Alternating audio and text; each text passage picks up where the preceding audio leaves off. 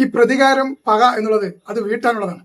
ഇത്തരത്തിൽ അതായത് negative comment ഇട്ട ഒരാളെ പ്രതികാരത്തോടു കൂടി ആ പക വീട്ടുന്നത് പാലക്കാടൻ ശൈലി എന്ന് പറയുന്നത് ഇങ്ങനെയാണ് ശരിക്കും പ്രതികാരം വീട്ടുന്നത്. നെഗറ്റീവ് ഇടുന്ന ഓരോ പോക്കണങ്ങട്ടന്മാരും കൊണ്ട് പറയണ് പെണ്ണുങ്ങളോട് കൂടി ഇൻക്ലൂഡ് പെണ്ണുങ്ങളടക്കം കാണാൻ ലുക്ക് ഉണ്ടെങ്കിലും ഞാൻ കച്ചറ ഞാൻ ഉള്ള കാര്യം പറഞ്ഞേക്കാം.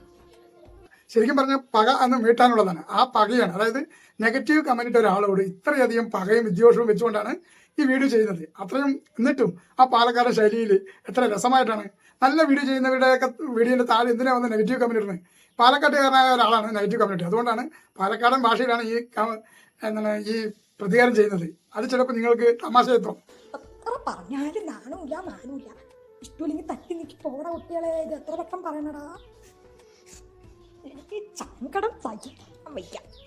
ഇതാണ് ശരിക്കും പറഞ്ഞാൽ മധുര പ്രതികാരം.